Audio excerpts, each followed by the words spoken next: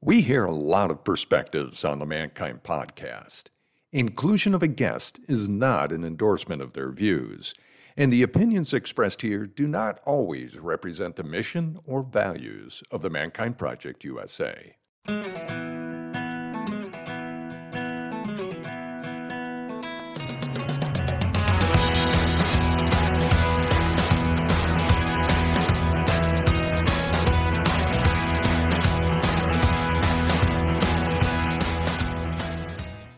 G'day and welcome to another episode of the Mankind Podcast, the show where we set out to prove week on week that there is indeed more than one way to be a man. We're essentially simplifying manhood and masculinity in every which way. Essentially complicating tropes, stereotypes, and old ways of thinking about masculinity and manhood so that we have a more rich understanding of the world. And we've been doing this now for 4 years because today marks 200 episodes of the Mankind Podcast. 200 episodes. Congratulations, dude. Congratulations to you, Boysen. To us. So cool. It's a good thing we love the sound of our own voices because we would not have made it this long. Well, you do. You know, I won't own that for myself, but. Yeah, I love your voice. You got that NPR sound. It's soothing. That's what I'm going for. That's what I'm always going for. Here's to you, this American life. Thank you. Yeah. Thank you. Thank you. So what are we doing today, man? I think that what we should do is do a year review. So I know that when we hit 100 episodes, we went through and we picked out a handful of episodes that were meaningful to us and high impact, and also some of the episodes that have been super popular with folks over time. So we've done a little homework and put together lists for ourselves, and we're going to do that thing again. Yeah, I think it's important to kind of elucidate that, you know, this is not a simple task, putting these things together, putting this show together, and bringing these episodes out to you on a weekly, sometimes twice a week basis, occasionally bi-weekly because life happens, right? But there is a benefit to being able to sit in this chair and have conversations with you, Boysen, and the powerful guests that we've had on the show. It's like an IV straight into the vein of like, oh, I can apply these lessons to my life right away. It's as much how much we've received feedback from the impacts on all of you, but also the ways in which our lives have changed by getting to have these conversations, which in turn I hope inspires all of you to go out and have more conversations with people that are different, that are studying things, that are learning things, and, you know, kind of stepping outside of our own little boxes every now and then to see what's out there, how we can learn. And that's the whole deal with the Mankind Podcast for me. This is the thing that I am most excited about doing. Of all the things that I do, interviewing people and learning in this way, just bringing curiosity to the table and bringing empathy to the table and getting to listen to, you know, big names and people who have big followings and people who have very little following. It's like we've interviewed all kinds of people and I learn something every time. Yes. And it's always wonderful to see like the people that no one would otherwise know outside of maybe the project or their own communities. And some of those individuals have had the largest impacts on the lives of our listeners. Right? Had nothing to do with how many Instagram followers they had. It's just where they've tread their path in their lives and the lessons they've learned along the way, or what they've committed their lives to. So with that being said, Boysen, we've got 10 episodes here that really stand out for the past 100 episodes, the past 2 years of this show. And we're going to do these in chronological order for our 10. And we're going to kick things off with, I mean, it was going to be on both of our lists. We came together with our lists, and we both knew this was going to be, and it was episode 103, Dying to Live, How to Face Death with Radical Presence, with our teammate here on the Mankind Podcast, Michael Russo. Yes. Michael's birthday was in January, and so he's been gone now 2 years, over 2 years. And in this episode, and Michael is still a constant presence in my life. And the messages that he gave me, the teaching that he gave me as a mentor and a friend for the amount of time that he and I worked together, which was a long time. He and I worked together for 10 years on and off. And it's all in that episode. It's all about bringing your full presence into the moment. It's all about expressing the love that you have for the people around you. It's all about, limiting your distractions and committing to those things that are, at the end of the day, the most important things. You know, what was really poignant for me was, he started getting really sick just around the time my daughter was born. And so I had these dual experiences going on with, I'd only work with Michael for, about a year or two with the podcast, but we'd spent so much time working together on like the engineering side of the show, the audio and episodes, and having interviewed him. And then we would just spend hours every now and then just on the phone, just chatting. So really getting to know the man. And as he was so candid, talking about his decline and talking about, in California, there being death with dignity laws that, he said, what did he say? I'm going to drink the juice. I'm going to drink. It's like on this day, at this time, this experience of me being in my physical body here on this earth, gone. And having those conversations while also like holding my daughter in my arms was just so wild, because it's beginnings and endings, and it was really cool. And so if those of you who haven't listened to the episode, I guarantee you've listened to his voice. Yes. Because it's his voice at the beginning of every episode. Yes. The Mankind Podcast has a variety of perspectives. Yeah. Yeah. Yeah. And that, the voice, the intention, the presence, the fun, the laughter. Yeah. Yeah. He and I spoke to him for the last time with my whole family the night before he passed, the night before he died. And he was making jokes like that, like right to the end. That was Michael.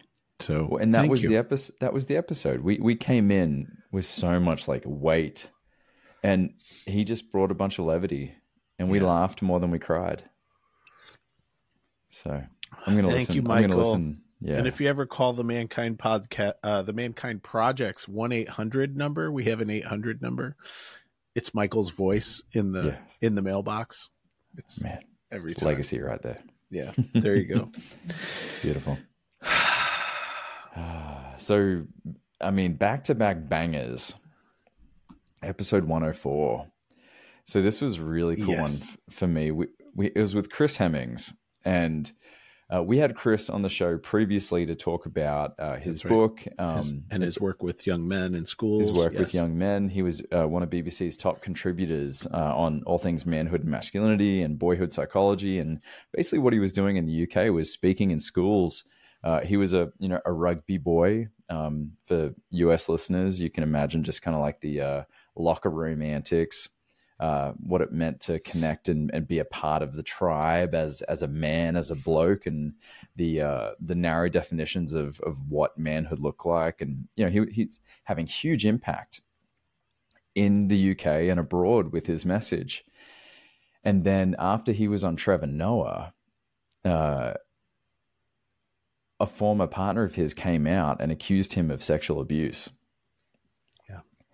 And he was dropped immediately, kind of like, I don't know if this is going to be, but Johnny Depp, right? With the Amber Heard stuff, before any of it was confirmed or proven, Disney dropped him off the Pirates of the Caribbean franchise. Right. Like there was no trial. It was boom. And so everything that Chris had been working for was taken away. And he had to walk this fine line between trying to prove his innocence while also being sensitive to the messages that he produces. But yeah, because a lot of people who get accused of such things, whether guilty or not, one of their response can be to bite down on the mouthpiece, double down, fight back, start pointing fingers in opposite directions, like many men who have been blamed for such things. And these are the sad impacts of things like the Justin Baldoni, Blake Lively situation right now, is it becomes an identity war where it's like, okay, women might argue like the bear thing, like, would you be safer in the forest with a man or a bear? Like, that's just an example of the kind of fervor that gets kicked up in these instances. And so Chris could have easily just gone, women are blaming men falsely because, look, I'm gonna give you the ending. It was all dropped entirely. It was a complete false accusation, yet he lost so much of what he'd worked for. Many of his contacts in schools and television dropped him entirely.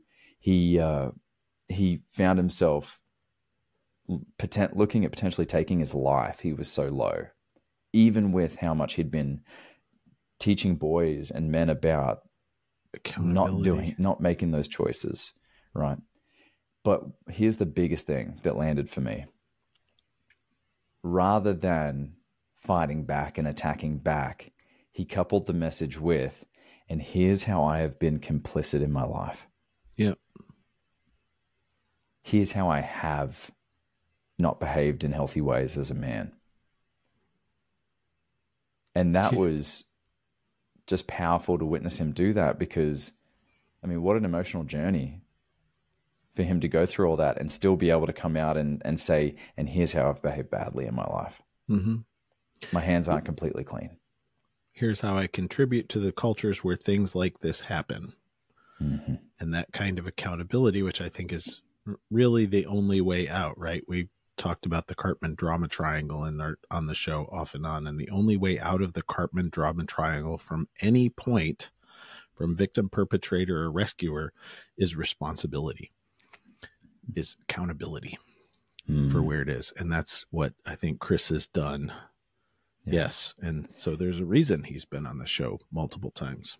Yeah. So if you find yourself, listeners out there, if you find yourself wondering like, man, everything's so messy right now with a lot of accusations getting thrown around, a lot of the tension that's being created and cultivated between the sexes, give it a listen, because this is his first ever interview he did after coming out of his deep depression, isolation. It's pretty powerful. And you can tell throughout the interview how uncomfortable he is and how he dances between shame and anger and fear and sadness. It's really deep, really powerful, and definitely one of my favorite episodes of the entire show. Thank you. Thank you. And is the next one still a you? What's the next? No, it's a you. It's a you, Nick Pollard. Oh, yeah. So, this is the influencer thing. Nick Pollard was some of the people displeaser. A former people pleaser is how he introduces all of his TikTok videos and his reels. And I started seeing him show up on my feed on reels. And I was like, this dude's got something. This dude's got something very powerful going on. And I reached out to him and he was like, hell yeah, sure, let's do it. So I got him onto the podcast. I love this episode. And again, so what's the thread that ties these things together is accountability and self-responsibility. Nick Pollard is kind of like, he is exactly as he's built. He is the people displeaser. He's like, yeah, I'm not going to make you feel comfortable about your stuff. And it started with him taking 100% responsibility for all of his own stuff. for all of his own addictive behavior, for all of his own neurodivergence, for all of the ways that he had chosen over and over again to put himself and create his life exactly the way it was, right? So all the ways in which I can start blaming others and, you know, I'm a victim of circumstance and like all of this stuff. And he's like, yeah, whatever, bullshit. Cut it out. Take responsibility for your life. Start choosing. Choosing. Dude. See, this is like, I feel like that's a abridged version of a lot of the work we do in MKP, where it's like unpack, rewrite, reframe, where he's just like, cut it out. Cut it out. Start choosing. Oh, you don't like that? Oh, do something different.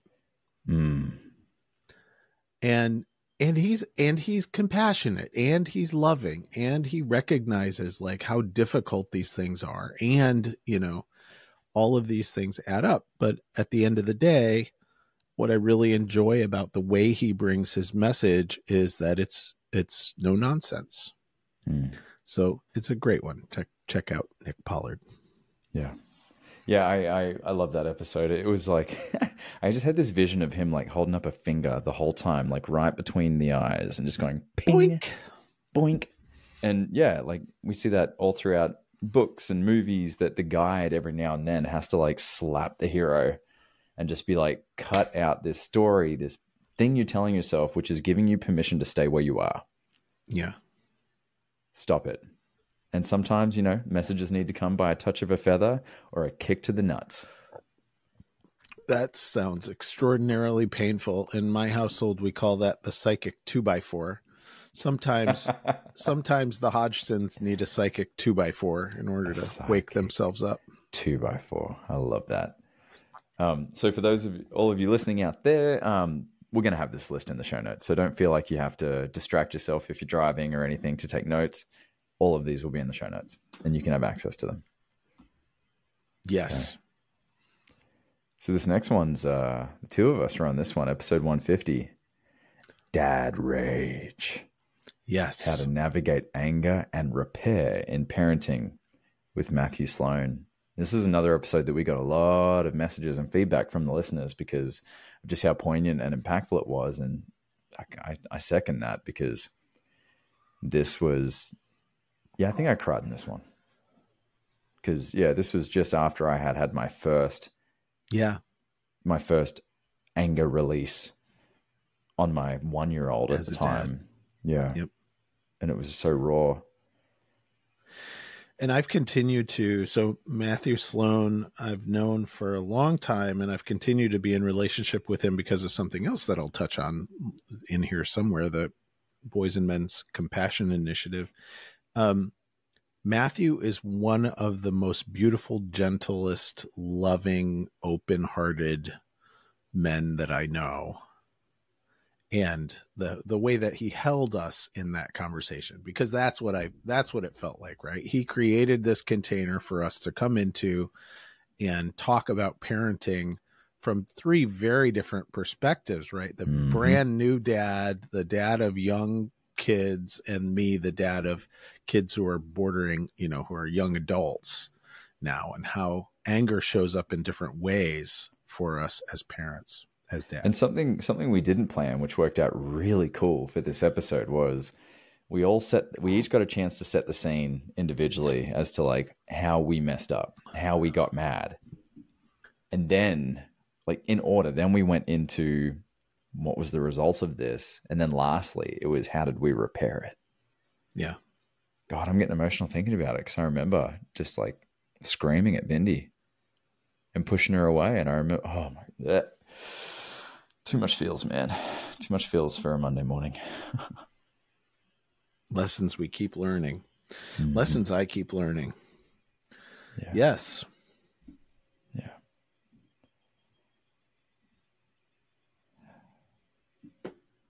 154. Ashanti Branch. Right? The dude. The now awarded the Kennedy Center honor for his work Vivek Murthy, this US Surgeon General, handed him and another individual doing incredible work an award for the work that they're doing. And Ashanti's one of those guys who does so much more than I think he's recognized for. I know he's not in it for recognition, but he does so much for youth, at-risk youth that are impacted by gang environments and gang violence and fatherless homes. And it's just incredible, the work. He's been on the show many times, of course. In fact, he was the inspiration for our first iteration of this show, which was Masks Off Monday. Masks Off Monday. And this episode's cool because I had just finished the first Men's Mental Health Matters event here in Chattanooga. The city got behind it. We went to the main park downtown. We had over 200 people. We had 60 people cold plunge. We had the Mankind Project Atlanta and Chattanooga community come together. Really powerful event. And we had a mask station where people could fill in the mask exercise. And to give you what the mask exercise is, on the front, what do you want people to see? Gregarious, charisma, happy, funny, takes care of business. But what's behind? What is it hiding? The truth, the scary things we don't want people to see. And so I collected 50 odd masks that day, and Ashanti and I did our interview, and I just got to read them and share them. And it was really insightful, just what some people were checking in with in their world and what some of the common threads were. And I think those common threads really give us an insight into the kind of zeitgeist of where people are at emotionally and psychologically right now with so much going on in the world. Yes. So, yeah. And that is the recognition, right? So why I first met Ashanti in 2013. And so why has Ashanti ended up where he is? Why did Ashanti end up on the Kennedy Center stage getting a national award, right? Because when you dive into this, we are all the same. Mm-hmm. Like, the simplicity of the message that he brings is that we are all showing the world a mask and we're all hiding something behind it. And can we get honest with each other about that? Because as soon as we do, like, barriers break down. Yeah. It's really difficult to other people when you have seen behind their masks. Bingo. And we see the benefits in like diving in and honing in on like intersectionality and, how those different nuances come into play in the lived experience. But also let's look at the macro here. The human experience across the board, I think, is really important to look at, because it's easy to get lost in the micro and get really, because there's so much there. Hey, dude, I have a mask that I put on that helps me survive. Yes. Right. So, yeah, very cool. Definitely. That's it. We're going to keep moving right along. What was the next one? 161, 3 steps to punch procrastination in the face. So this is actually the most popular episode of the 100. This is from Gregory Benedict, a friend of mine. Right. Out on the West Coast. And this was at the end of his 100 days of living boldly. He challenged himself every day for 100 days to do something outside of his comfort zone. The first thing he did was ask a stranger if he could jump in his pool. Like, just random stuff like that is totally just outside of his comfort zone. And so this episode was great because it talks about the insights he gained from realizing that in 99.9% of cases, the thing you're afraid is going to happen won't actually happen. So why not make the bolder choice? Why not make the bolder decision? He also shares in this about how, he saw a woman at a restaurant sitting with another guy who he found incredibly just alluring and attractive, and just went up and spoke to them and ended up getting her number. They weren't in a relationship, and he has now been with this person for 2 years now. Just things like that. And so I ask, we talk about if this stuff comes naturally to him. It certainly doesn't. And it gives everyone a chance to recognize, okay, what are the ways in which I'm playing it safe? And how can I serve my greater vision or goals for who I am inside our comfort zones? It's not going to happen. And so I always come away from my time with Gregory, because we're good mates. I always come away with my time from him just being like, oh yeah, I'm going to take the thing I've been procrastinating doing because of XYZ story or fear. F that fear. I'm just going to do it. And 99.9% of the time, the thing I'm telling myself is going to be the reality or the problem does not happen. There you go. Yeah. Yeah. So that's a fun one. There's a reason why it's the most popular episode of the past 100. Give it a listen. Greg's just a phenomenal storyteller. Yeah. He's got a gift, and he's getting his message out there. Let's keep rolling, because this next one gets me really excited. So Frank Shamrock, UFC champion, Pancrase champion, Strikeforce champion, WEC, like just one of the most decorated mixed martial artists in the world. But you've missed the most important characteristic of Frank Shamrock, which is he is a loving, caring dad. He's a girl dad. He's a girl dad. And so we had him on previously to talk about kind of his story. Listen to the first episode. It's 2 hours long. It is very emotional, very tough upbringing. It goes through his trials and how he's come to where he is today. And this one, really more than anything, I was listening to The Obstacle is the Way by Ryan Holiday, and he brought up Frank Shamrock's plus minus equal system. And I was like, oh, I know him. Let's get him to come on and do the talk about it. And his plus minus equal system is basically a throughput system to master anything. So for example, you are a woodworker, let's just say. Okay, so who is someone you look up to in woodworking? Who is something that you want to learn from? Get mentorship from them. Who is someone who is a peer of yours that you can grow with along the way? Equals. And then who is someone that you can mentor so that you can teach what you're learning? Super simple. Yet I don't think most of us are implementing the system in all the different ways that we could be in our lives.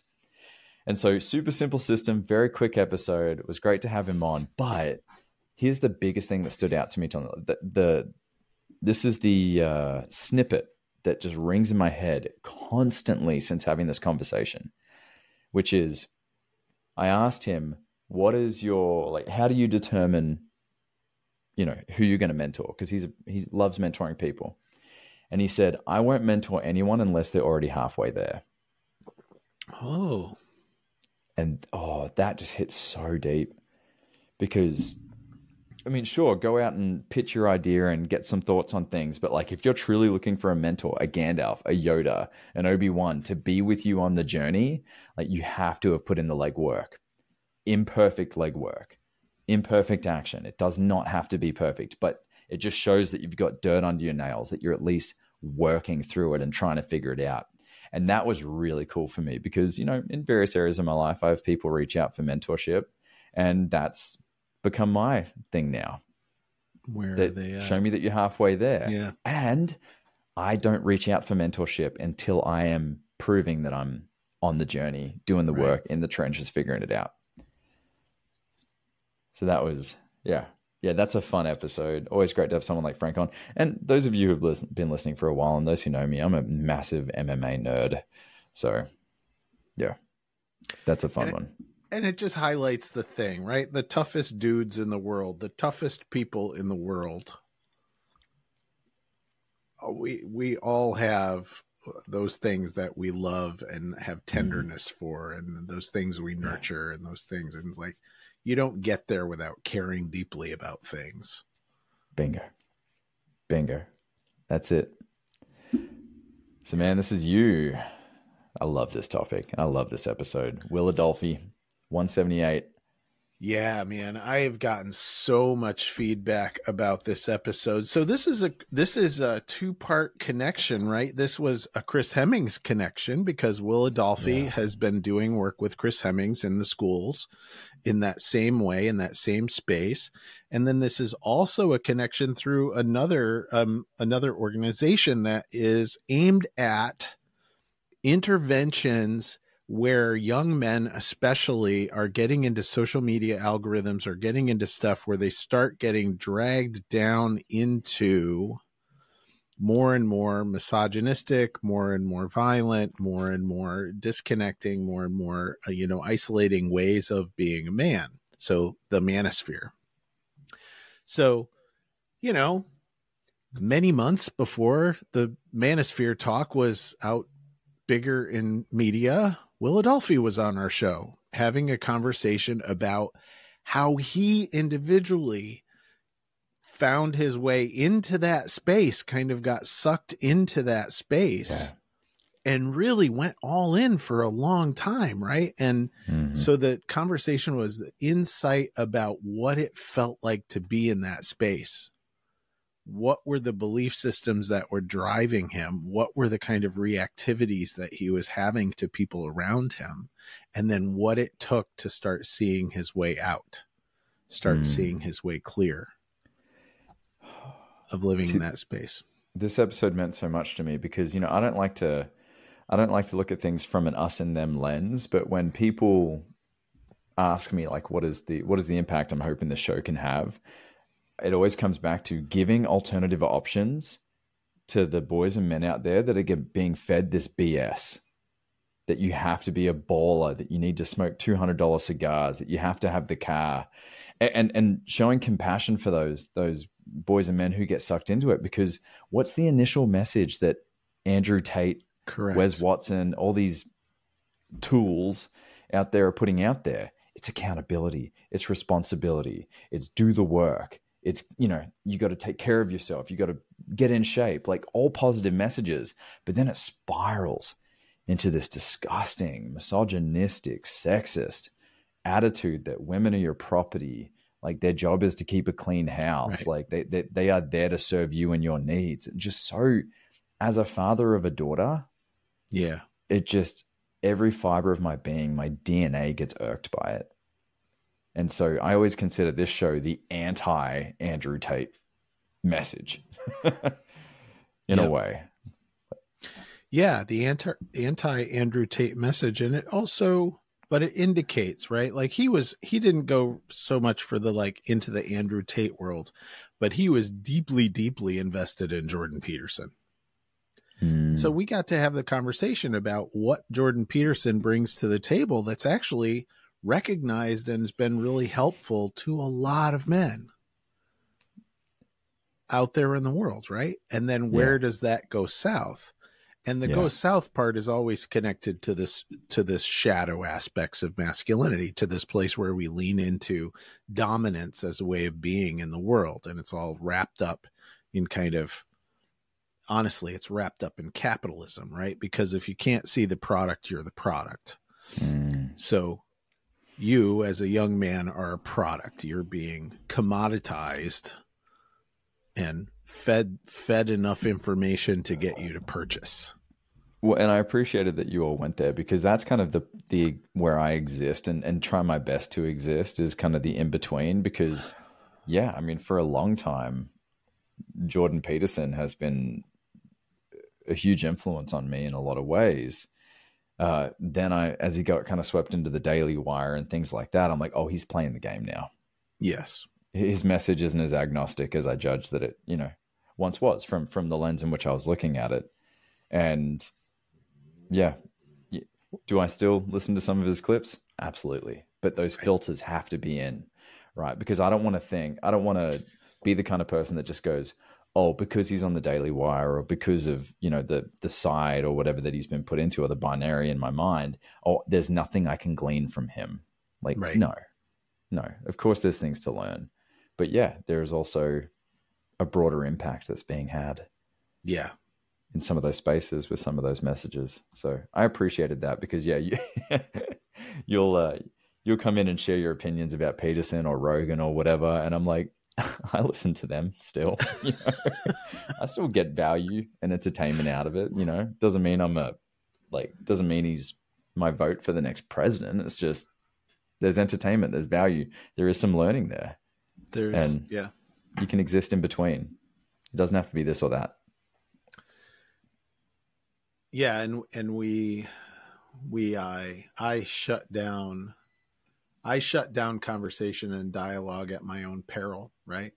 I try to other voices at my own peril, because essentially we all need to be learning. It's the mask. It's back to the mask. It's what's out front, what's underneath it. Can we be seeing other human beings and their messages in a holistic way. Yeah. And, Well, and that takes us down to some weird esoteric road, which, well, I just want to say something just quickly to that though, is, you know, that's one thing that, to your point about like shutting off conversations, it's so easy to do, because when someone has a message or is showing up in a way that is very counter to my values, it's like, I don't want to see it. I don't want that vinegar in my mouth. But as we're planning the second men's mental health event here in Chattanooga this year in June. And one thing I keep saying to my organizing team is, how do we reach the guys? How do we reach the guys who have their arms folded right now, blocking their hearts, whom we all probably wouldn't even get a beer with? How do we reach them? That's the mission. How do we, in the Mankind Project, how do we reach men who are complicit in behaving badly, right, and causing some of the challenges and the problems in the world? Let's get to them, right? Not just the people who agree with everything that we do. To me, that's like where my heart lies, because I can surround myself with people who agree with everything we do here, and yay, it feels nice. But is it really having the impact that we could be having? We've got to reach across the aisle, touch the hearts of those men. Yeah, and just a message also to those folks who are in denial about their complicity in the larger systems. Mm-hmm. We're all complicit in some way. Yep. In these systemic conversations. So can we come to the table knowing that we're all complicit? Yeah. Don't shame yourself over it. Do something about it. Act. Yeah, that's it. So esoteric. Okay, this is really cool, man. This is cool. This episode came at a time, 183. Doug Gillette, you know him, you love him, co-author of King Warrior Magician Lover. Our 4-part or 5-part series on the archetypes is still the most downloaded episodes of the show. If you haven't listened to those, right? Gillette will tell you himself that we go into deeper depth in those episodes than he and Moore do in the books. So that's really cool. But this interview came at a time where I was flooded in so many areas of my life. And I know with the esoteric, I generally shut off. If I'm in my head and not in my heart, I'm like, this is going to seem like a bunch of woo-woo, blah, blah. It was the opposite. It was magical. Absolutely magical. So this is about, and the episode was ostensibly about his latest book, Soul Making, The Realization of the Mystical Life. And in getting to know Douglas over these past few years, right? He's actually a very pragmatic person, right? He lives a normal, right-sized life. You'll hear in the episode, like things that are most important to him are like the trees in his backyard. But how do we bring that? How do we bring from this normal plane of existence, this horizontal that we're living on, how do we bring the vertical plane into our everyday life, the mystical into our everyday life?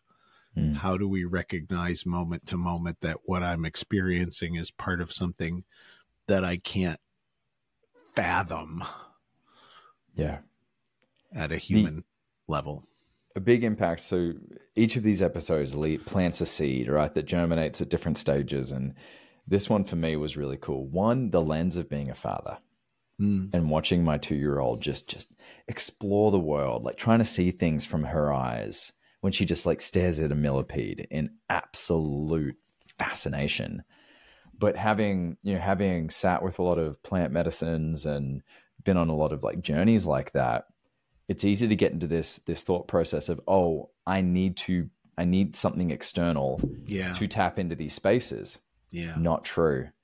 So since listening to this episode, I no longer hike or walk with music or podcasts in.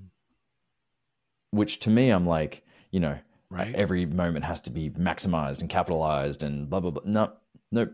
Just listening to the birds and looking at the trees. And see if it's watching the wind. I hear it coming. Oh, there it is, moving through the canopies. Like just things like that. Because big part of my motivation right now is to actually slow things down. Because all parents tell me with kids older than mine, buckle up, it goes quick.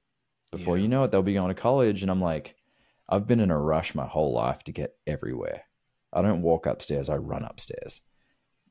And now I want everything to go to a snail's pace because I do not want to miss anything. And so the conversation with Doug wasn't wait for the magic to happen. It's like, no, it's already in front of you. It's all around you. Just noticing. And in the episode, for the first time, a hawk perched on the tree right across from me and just stared at me while we were in that episode. Right. And as I always say, going into these conversations, I don't believe in any of this shit, but there it happens anyway. There it happens anyway. Whether I believe it or not. Mm-hmm. Yes. Yeah, 183. Check that out. That's a good time. So, man, last one. This is you, 195. When race conversations hit deep, navigating emotions beneath the surface with my dude, Jermaine Johnson. Jermaine Johnson.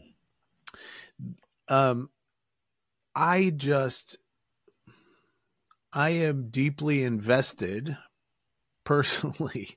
I am deeply invested in conversations about racial justice and conversations about racial understanding and conversations about racial reality. And so it is, it's a topic of reading for me and writing for me and daily life for me.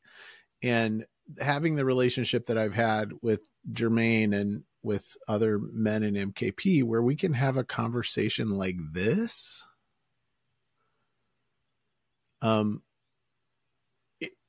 This is possibility. I want to point you to the possibility that you can have deeply meaningful and vulnerable relationships across differences that you won't understand, can't understand. I can't understand the lived experience, but I can have deeply meaningful conversations across differences. That's important for us right now, I think. Context. Why is this important to you? Because I am a parent in a multiracial, multi-ethnic family living in a multiracial, multi-ethnic neighborhood in a multiracial, multi-ethnic city in a multiracial, multi-ethnic world. Mm-hmm. It's important to me because this is where we live. This is it. I don't get to choose something else. I don't get to pretend that there can be another way. Mm-hmm. This is the way it is. So I love that this conversation, I was saddened that I couldn't be a part of this one because I was out of town, but Jermaine and I were on a weekend together at a new warrior training. And when we should have been with busy hands cleaning things up, we were deep in conversation because he sees what we're doing here in Chattanooga and how our community's grown so much. And I went to him, I said, dude, I would love some guidance, support, advice on how I can really tap into expanding who sits in our circles. We're predominantly white in our community here in Chattanooga. And it honestly is for a lack of trying. And that lack of trying has been fears around bridging and how do we include acknowledgement and awareness around race without directly talking about it in a way where I'm going to say something that's going to expose my biases, expose my naivete, and get in the way of what the goal is, which is to have circles where we all have difference in so many different ways, religiously, sexual orientation, race, whatever. And Jermaine was able to give me a breath and just be like, dude, coming out of this, like mid DEI, post DEI, I don't know how to kind of phrase that, but like coming from where we've gone, he made it really clear that the pendulum swung in such a strong way in a sense that it wasn't palatable for a lot of people. It's like we're thrust into the conversation right now. And he was telling me the conversation is not the conversation that needs to happen. It's connection. Yeah. It's acknowledgement of the thing, but then how do we connect as humans rather than making race the basis in how we begin our conversations?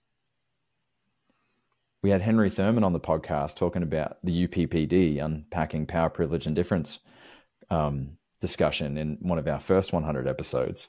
Yeah. And a question came up: how do you connect with someone of a different skin color around the stuff. And he was like, don't talk about race. Hey, dude, you like soccer? Cool. So do I. Start there. And that's something that Jermaine and I have been talking about, of just like, let's just bring it to human experience and connection, but then walk in that line of how do you carry both? How do you encompass all of it in a way, but not make it the thing that the magnifying glass is honed in on? Yeah. And I'll throw some like very Mankind Project kind of practice onto that, right? So walking into the space, I have had a tendency to do this. I believe that there are lots of other dudes like me out there in the world who have a tendency to do this. Because I believe myself to be a good man, I walk into spaces expecting other people to trust me. Yes. Feeling entitled to other people's trust. That's no bueno for opening this kind of space. So, Guilty. The opening to this kind of space is humility. The opening to this kind of space is curiosity. The opening to this kind of space is recognizing that I have biases. My biases come into the room with me, and the truth's in the relationship. People with differences are going to know that there's bias in the room. Me pretending I don't have any is going to trigger red flags of bullshit. Yeah. Don't walk into the room with bullshit. Yeah. Walk into the room knowing that I have trauma in my body that lives because of these kinds of conflicts. And this was in the conversation with Jermaine Johnson about, this is not just me. This is not just my lifetime. This is generations on generations of lived experience of trauma for all of us. That's what we're walking into the room with. So can we bring that present, that honesty, that humility into the room, and then just walk, then just walk together with it. We could have a podcast obviously just dedicated to this topic, but when we had Layman Wire on the show, I had the pleasure. That was one of the ones that I wanted to go back to all the way back. Yeah, yes. Episode 19 or something, right? And it was all the conversation was about how to begin the conversations around race. It spoiler alert, all my a lot of my racial biases come out in that. He guides me into letting them out. And having Jermaine as a good friend, I just said, hey, can you listen to that episode? Just kind of like tell me. And he just shared, dude, you said things that I already know. They already know. So thank you for saying the thing rather than just like pretending it doesn't exist because you're a good man. Right.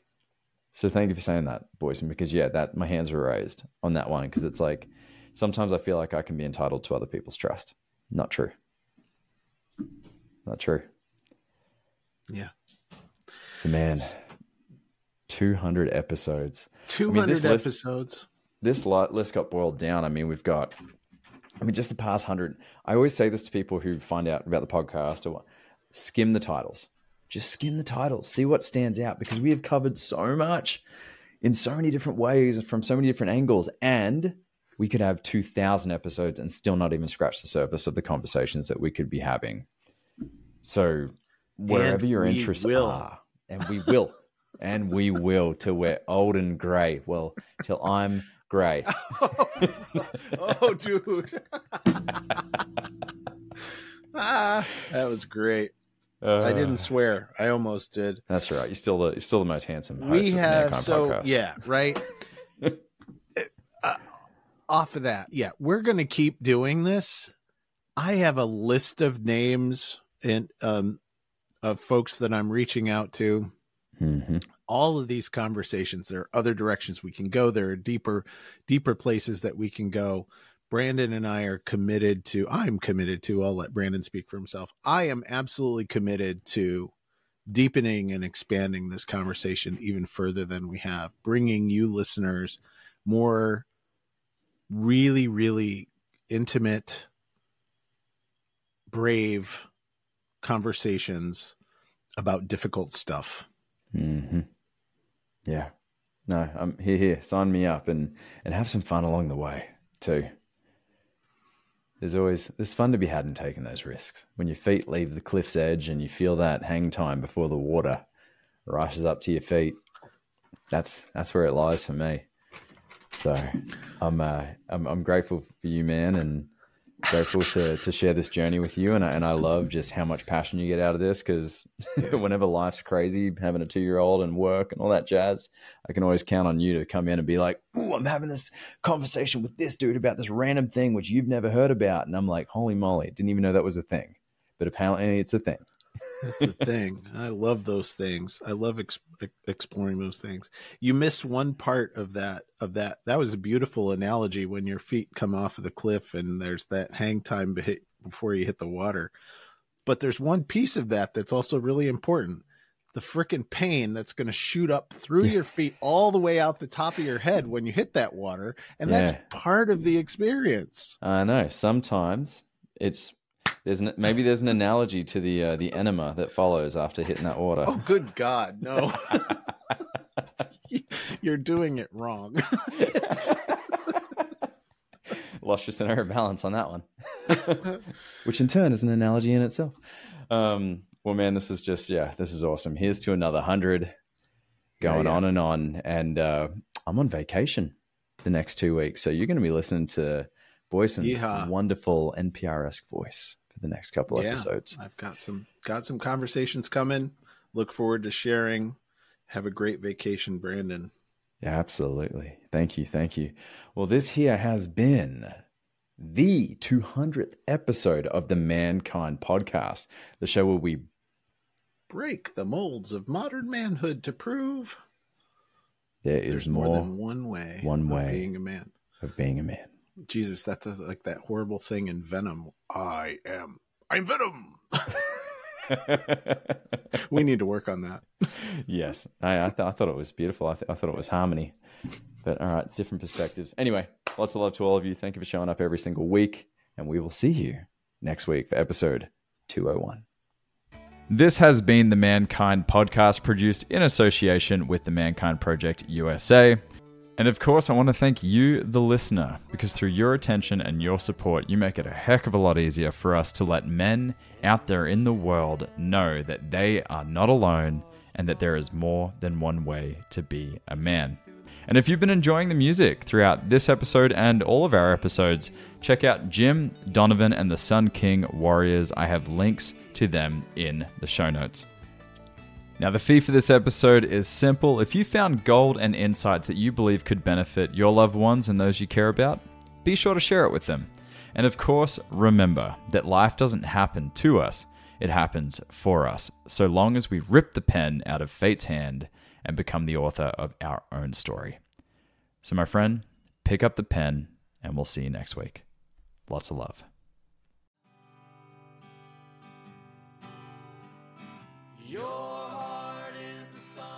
Hey, it's Boysen.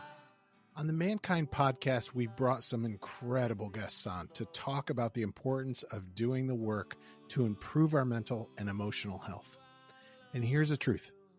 Multiple times over the last 25 years, I've had the help of one-on-one work with some amazing therapists. For me, for my wife, for both of us as adoptive parents, and for our kids. The Mankind Project and Men's Group, though awesome, are not a substitute for professional mental health support. And so I'm thrilled that the Mankind Podcast now has BetterHelp as a sponsor for the show. BetterHelp works online.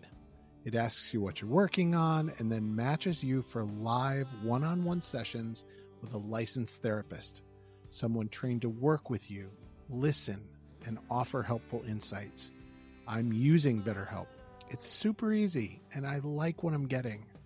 If getting one-on-one support in the comfort of your own space feels like a good direction for you, I invite you to check it out. Go to the link in the show notes or betterhelp.com/mankind. And if you sign up, you'll get 10% off your first month of therapy.